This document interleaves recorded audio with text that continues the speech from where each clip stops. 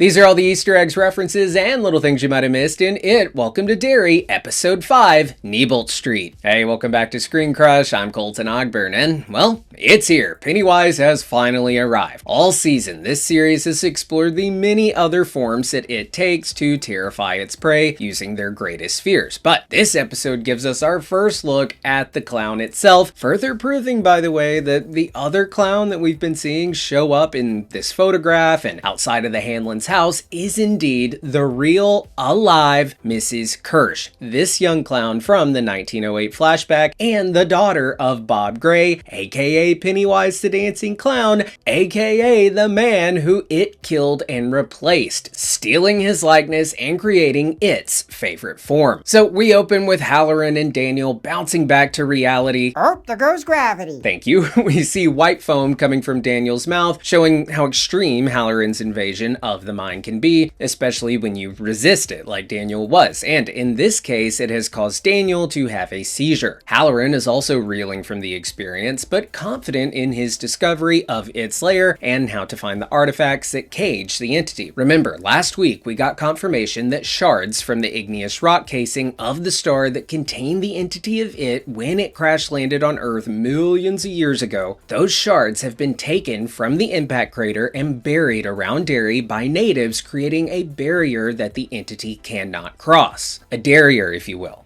Oh, brother, this guy stinks! We then cut over to the hospital where Marge has been treated for her eye incident from the previous episode, where it made her think that she had snail eyes and made Marge dig out her own eyeball in this shop class. Now, Lily, of course, tried to stop her, and this resulted in it looking like Lily was the one who attacked her. But Marge, she has attempted to make it clear to everyone that Lily was simply trying to help her, but most people aren't convinced and think that Marge is just scared of old crazy Lily. And I bet you them patty cake shits don't fuck with Lily anymore after that incident. So while Marge has attempted to make it clear to everyone that Lily wasn't the one who hurt her, she did, however, lie about what really happened to her eye. My glasses broke and they cut my eye, and you were only trying to help me when everyone showed up. Marge didn't want everyone to think that she was crazy if she told them what really happened, so just like Lily did the first time around with the police when she made it clear that Hank Grogan wasn't responsible for what happened at the movie theater, but she stopped short of telling them what really happened and telling them about it. But while Lily didn't tell the authorities what happened because she feared being sent back to Juniper Hill for them thinking she was crazy and even beginning to think that what she saw that night might just be her being, a little off, she did, however, confide in her best friend Marge about what really happened at the movie theater that night, and Marge said this. Because what you're saying is crazy, and I don't mean to use that word. I know what I heard. And now we've come full circle, and Marge and Lily are now united in their shared trauma of it. And Lily says to Marge, "You won't be alone." And guys, this is where it always messes up. We see the entity, even in this episode, constantly try to divide the kids because they are easier prey when divided. He did this with the Losers Club kids in the movies, a great example being their encounter with it at the wellhouse, where he literally split them up, but also how he temporarily drove them apart by causing conflict. Georgie is dead. Stop trying to get us killed too. Georgie's not dead. We even see it in this episode use the same tactics beneath the well house down in the sewers when he tries to separate everyone and go after them in smaller groups. But what it just can't ever seem to do is stop itself from uniting the kids in solidarity against the entity. Had it not messed with Marge, Marge still wouldn't believe what happened to Lily, and she wouldn't be part of this group of kids standing together to bring down it. But it looks like in that bathroom scene from the previous episode when Marge was attacked, it just couldn't help itself from feeding on the fear brewing within Marge as she was about to betray her friend and embarrass her in front of the whole school.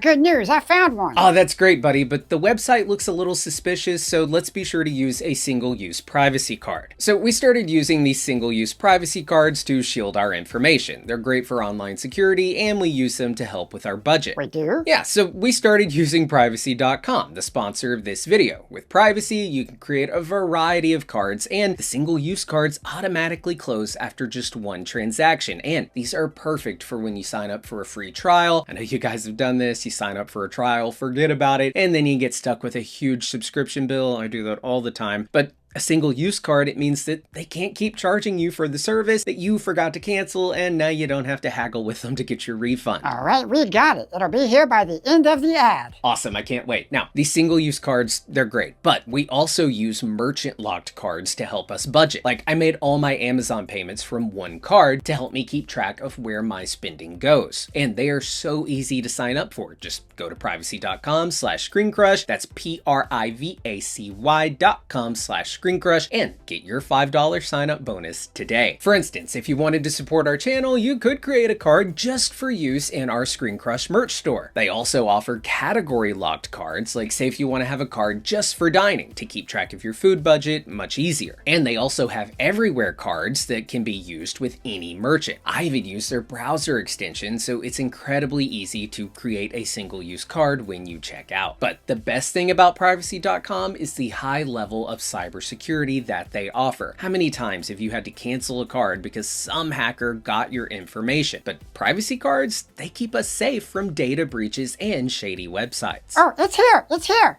Magnificent. All right, so guys, I gotta recommend that you go to privacy.com/ScreenCrush. That's privacy.com/ScreenCrush and get your $5 sign-up bonus today. And hey, you could use that bonus to shop our merch store or wherever it is you like to shop. Privacy has a free plan with no transaction fees for domestic purchases. So click the link in the description below and make privacy part of your daily routine. Now, back to what I was saying. So Lily meets back up with the others and explains that Marge was attacked by it, and Ronnie is quick to say that she needs to tell the police what really happened, just like she wanted Lily to tell them what really happened at the movie theater to clear the name of her father. We see the kids get to the top of the tower where we see a yellow tent, which I must admit made me think of the yellow raincoat of Georgie from the movies and the book. I know that's a stretch, but it was in my notes. It was in my notes, okay? My hastily written notes. So I'm mentioning it here. And also, I mean, the colors of yellow and red throughout this series are so well used, with yellow representing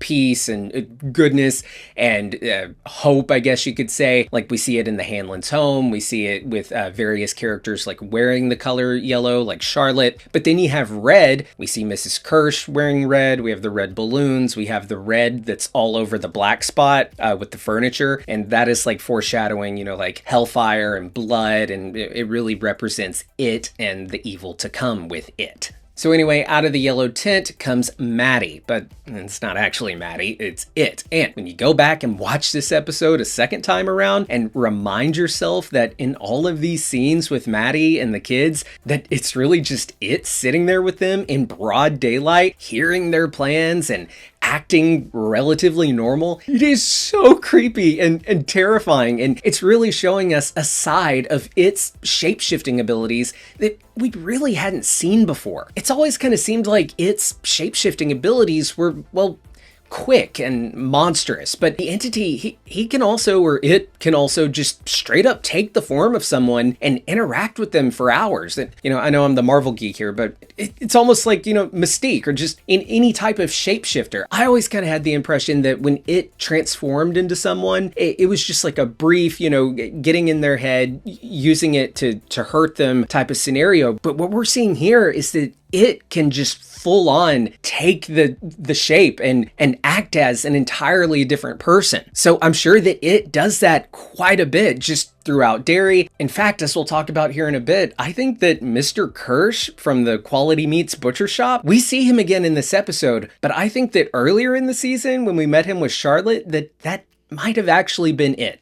I'll explain that in a sec. And this also brings me back to the 1908 cycle with Bob Gray, who is the real individual that was Pennywise the Dancing Clown, but that it killed and impersonated and essentially lived a life as Bob Gray. And we'll discuss all that here in a bit. Okay, so the intro rolls, we all dance because it's such a bop, and then we get back to the military base where Shaw is finally telling Hanlon about the entity. He mentions how and I hope I'm saying this right, the Scotto Skatawampska tribe. I know I'm not saying it right, but the Skatawampska tribe, and how they're the ones who buried the pillars to contain it. Now, in It Chapter 2, it's Hanlon's grandson, Mike Hanlon, who tells Bill about the Shikapiwa people who taught him about the entity of it and how it came to Earth, and they created the ritual of Chud to contain the beast, but we've yet to hear mention of that tribe or that ritual in this series. It could just simply be that many different tribes over the centuries who are descendants of other tribes from that same area have continued this tradition throughout the years. So anyway, Shaw explains that Daniel is part of a secret order that is sworn to keep the entity a secret and trapped within Derry, a secret order that we know from behind the scenes interviews with the actress that plays Rose, that this secret order is called the Children of Maturin, Maturin being the polar opposite of it, the creator of the universe, and he's also a giant cosmic space turtle. Now, a big part of this series has been the ongoing Cold War and the people of the early 1960s having this great fear of nuclear war and our country's determination to make sure we had the bigger stick. By the way, Paul from Heavy Spoilers over there across the whatever, we have the bigger stick, man. We have the bigger stick. Now, this theme of the ongoing Cold War is continued with the real world duck and cover campaign that we have seen throughout the series, where the kids are taught what to do in the event of nuclear fallout. And this theme is continued with Shaw's obsession of turning the entity of it into a weapon. And in this series, it is meant to represent that of a nuclear weapon, which is just brilliant. It's brilliant that with this cycle being in the 60s and with the, the Cold War and the nuclear fears, it in so many ways is like representative of a nuclear weapon. The entity of it came down from the sky like a fireball, and it hit the Earth. It created a major impact, and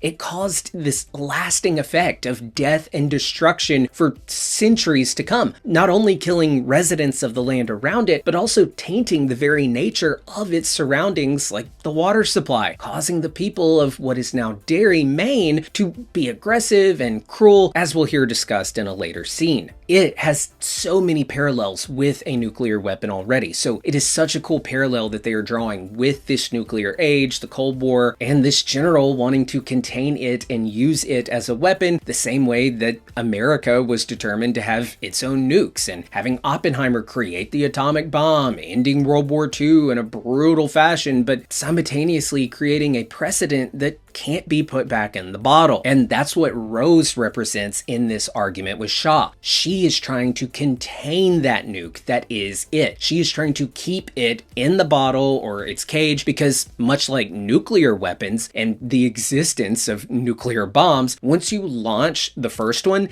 there's no going back. The precedent is then set. The likelihood of every country on the planet ever unilaterally disarming and doing away with their nuclear program, it's never going to happen, because the sheer existence of nukes have become the only thing that really dissuades the use of nukes. So it's kind of like, in order for nukes not to go off, everyone has to have them. That's the point we've reached. So if they do that with it, and they release this entity on other countries and use it as a weapon, well then what the hell are the Russians or the Chinese? What crazy dark evil entity are they gonna find to then use on us? Or how could using it then backfire on us? As Rose warns, it can't be controlled.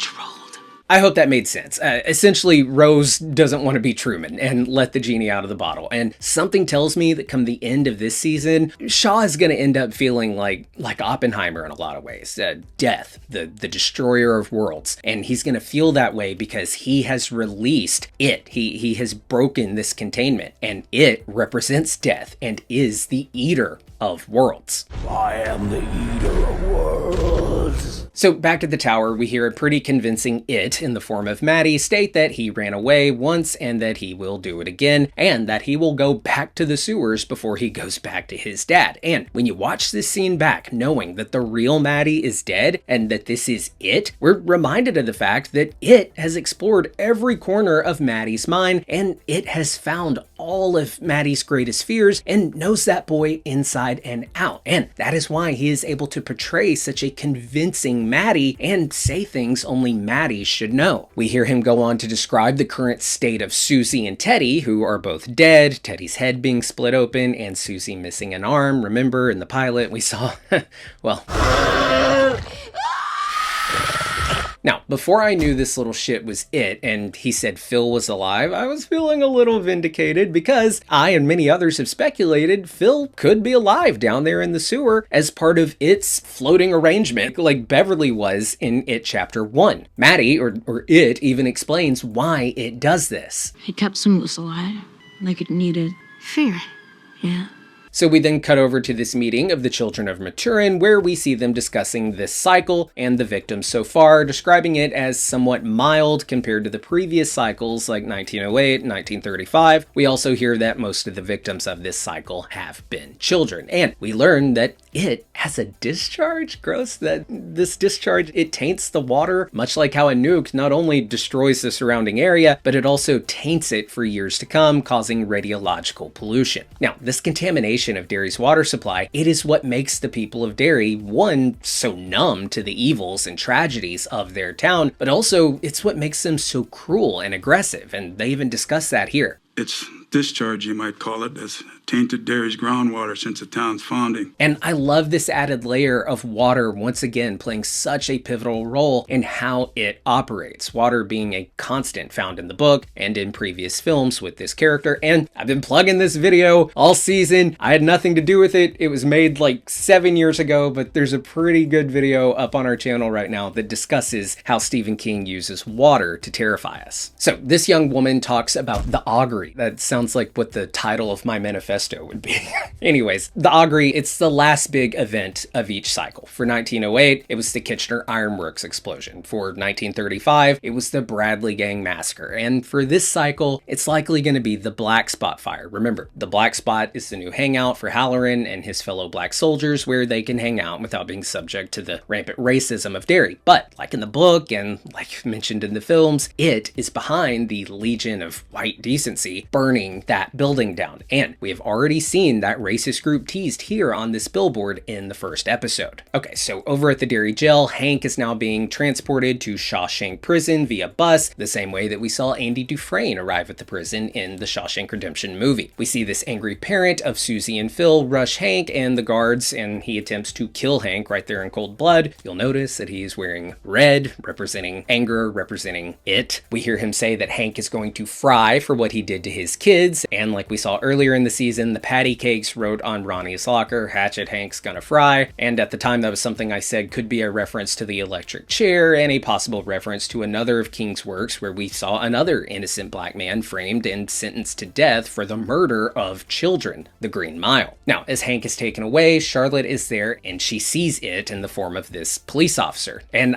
guys, I think this is arguably one of the creepiest shots of the season, and this scene represents how Charlotte is now part of this and not blindly ignorant to it like most of the adults in Derry. I mean, they've been drinking the water and using it like for showers and stuff, so she has probably began to be slightly mutated, but I think the fact that she hasn't had years-long exposure to its contamination, that is what makes her, like we talked about earlier in the season, aware of like, well, why is nobody stopping this when we see those kids chasing and beating up that one kid while everyone else is just kind of like not paying attention to it. Charlotte, not having been a resident of Derry for a very long time, is aware of all of this stuff, and that could be why she is able to see it. So here on Shaw's TV, we see him watching news coverage of a protest happening in Mississippi regarding African American voting rights. We then see Rose come in to confront Shaw's lies about what the military was really doing in Derry, but it is kind of ironic that his lie was that they were working on water pipes, when in reality it's the water pipes that they're about to have to venture into to find the shards that they're looking for. So Shaw tells Rose that he was administered a drug by the Department of Defense for security purposes that resulted in all of his memories of Derry rushing back. Now, I think this is referring to the often used trope in fiction writing where the military administers essentially a truth serum in order to make sure that their operatives have no secrets or hidden allegiances that could compromise their security and the secrets of the government. And since this is a truth serum, I wonder if it resulted in Shaw telling the government all about this entity, and they know he's not lying because, well, it's truth serum. And this could be what pushed the military to go after this supernatural entity. Now, there's actually a secret military organization in many of Stephen King's works called The Shop, and they have appeared in Firestarter, they were in Tommyknockers, they're responsible for the release of the creatures we see in The Mist. I've even theorized that in Dreamcatcher, while that military group is not called The Shop, I think it's totally The Shop. I mean, that story takes place in Derry, and it is about the military trying to contain like an alien that works through the water and is like contaminating the populace of Derry, and it even goes by Mr. Gray. So not only do I think there's a connection there to The Shop, but I think you could totally see a scenario where the entity of it, an alien that feeds on Derry and is contaminating Derry, is the same entity as the alien from Dreamcatcher, Mr. Gray. But that's just a theory. A film theory. Maybe they'll get to that later down the road. So anyway, as Rose and Shaw talk, we get B-roll that informs us that Rose keeps a piece of the star in her home in a safe to protect herself and her people from it. And she has brought that artifact to Daniel for him to take with him into the sewers. Now, Rose knows that this will protect Daniel from it while all the others will die. And it's even toward the end of the episode where we hear Shaw say that they're gonna get revenge for the natives and Rose sending them into this situation where a lot of their people died. Dude, you sent them into that. You didn't know what was gonna happen. You've had a direct encounter with it. You should have known what you were walking into. It's not Rose's fault that you just waltzed your happy ass, or you didn't even waltz your ass in there, that you sent your people in after this entity. It's your fault. Don't blame Rose. So anyway, we cut over to Lily, who has gone to talk to who we now know for certain is Mrs. Kersh, and she is in fact the wife to Mr. Kersh, the butcher from Quality Meats. So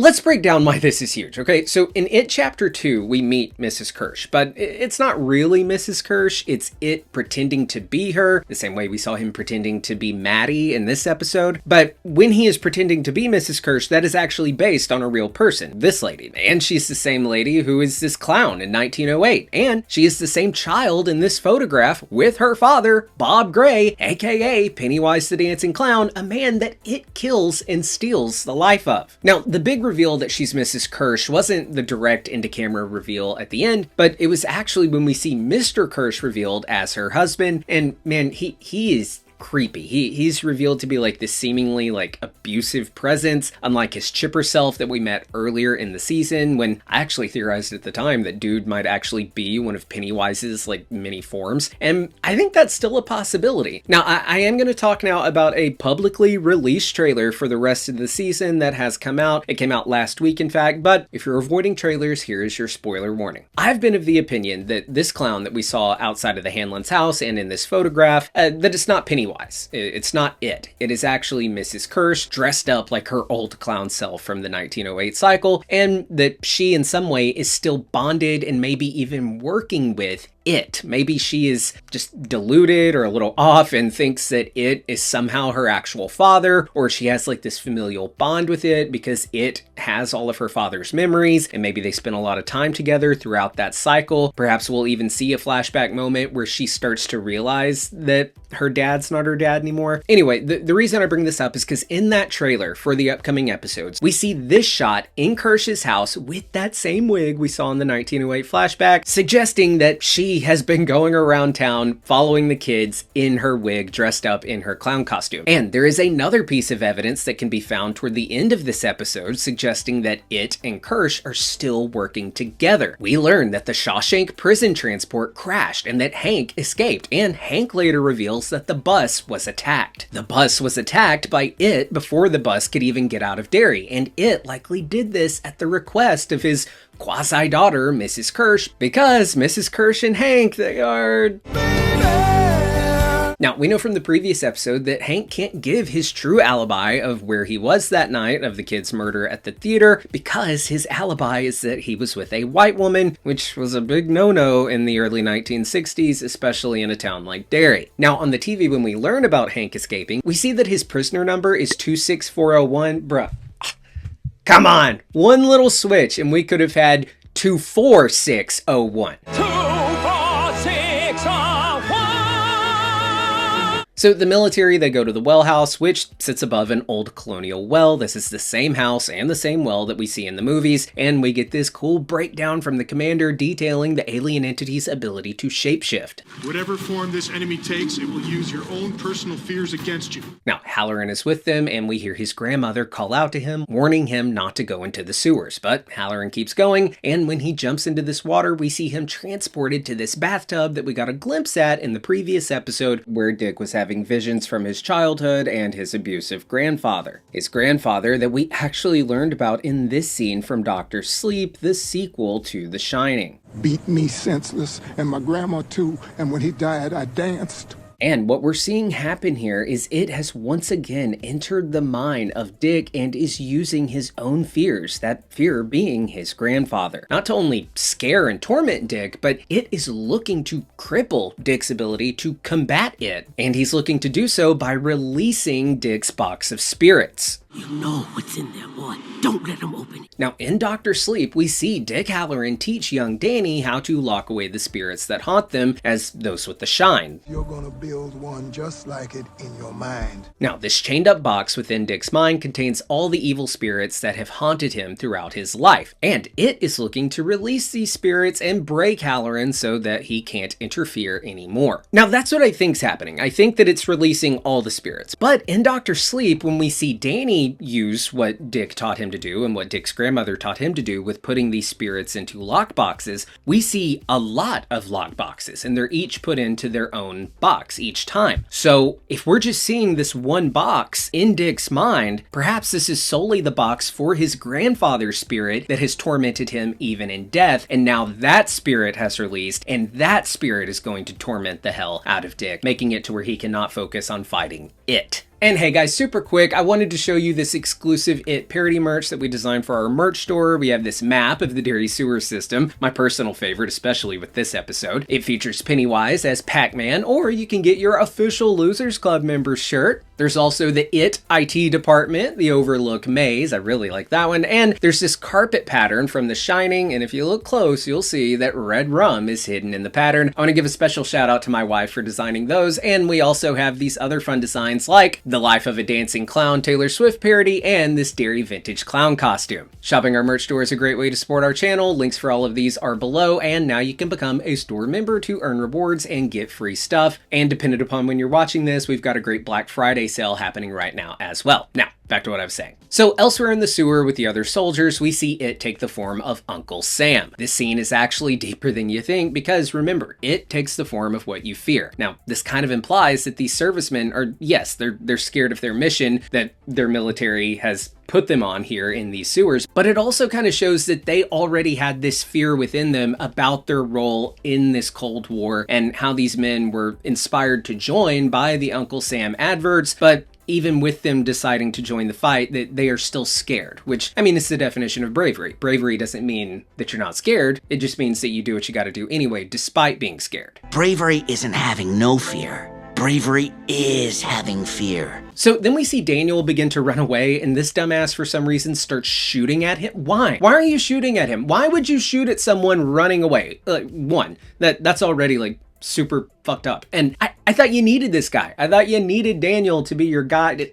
Trigger happy moron. Anyway, so the kids, they're on their way to the sewers as well, and we see them walk by this train bridge, the same train bridge, albeit in a different part of town, that we saw here in It Chapter 2. So we then see the kids take Lily's mom's happy pills, 3 each, and this gets them high as a balloon, and I hate to do this, but it did remind me of the scene in the book where the kids are in the sewer and the Losers Club, they're in the sewer. And they're all super out of it following their battle with It. And we'll leave it there. I'm not going to get into what happens next. But in this show, something sweet actually does happen. And we see Rich and Marge hold hands. Remember, Rich has a big ol' crush on Marge. So It continues to terrorize our sewer dwellers, and I have to say, I was really looking forward to an encounter between It and Hanlon because Hanlon has no fear, and I really thought we'd get a scene where It is stumped by his inability to smell any fear coming off of Hanlon. Maybe we'll get that later in the season, but we did get a cool encounter where It pretends to be Charlotte, and this scene brilliantly foreshadows the tragedy to come with Hanlon opening fire on his son, Will, because he understandably assumes that Will is actually just It. But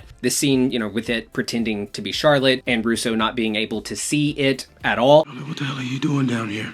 Who are you talking to? This teases perfectly how later, when Will is running toward them and Russo can see what Hanlon is seeing, that lets him know that this is actually real, and that's what makes him say, oh, I gotta step in front of this gun, it's real. And sad as hell, poor Russo. But before we lost Russo, we got the arrival of the man himself, Pennywise in the flesh. This is the first time we're seeing Bill Skarsgård play the character since It Chapter 2. It, as Maddie is singing the song Down with the Clown, a song that talks about children running away and joining the circus and going to the world below, down with the clown. Maddie creepily transforms into Pennywise and his voice changes. And when Pennywise does finally arrive, he says, "Duck and cover, kiddos." Again, symbolizing how Pennywise is thematically the very nuke that the kids have been taught to duck and cover from. And it all connects so well. The mascot, being a turtle like Maturin, it's perfect. I love this show. Very well done. Okay, so Lily trips and she gets separated from the rest of the group, and we see her encounter with Pennywise alone. It again mimics her father as a chopped up to pieces pickled blob, calling her a bad daughter because she blames herself for his death. Pennywise, he's such a dick. But then we get this dope as hell shot where Pennywise goes monster teeth mode, about to eat Lily, but it is stopped in its tracks, frozen, because it cannot cross the drop spear that's in the water. And this suggests that Shaw's plan to bring the pieces closer together and essentially trap it in the center might actually work and contain the beast, albeit temporarily, because we know that it returns 2 more times in the movies, making me think that this series will probably end with whatever Shaw's plan is completely blowing up in his face, and perhaps the artifacts being reburied. That's if they ever get them in the first place. Okay, so as we discussed, Hank is on the run, and he's now hiding in Mrs. Kersh's car, his girlfriend, and yes, Kersh is involved with Stanley Cleaver and Hatchet Hank. Wild. And so as they're trying to figure out what to do, Hank remembers that Charlotte offered to help him, and we cut now to Mrs. Kersh going to the military base to meet with Charlotte. And I mean,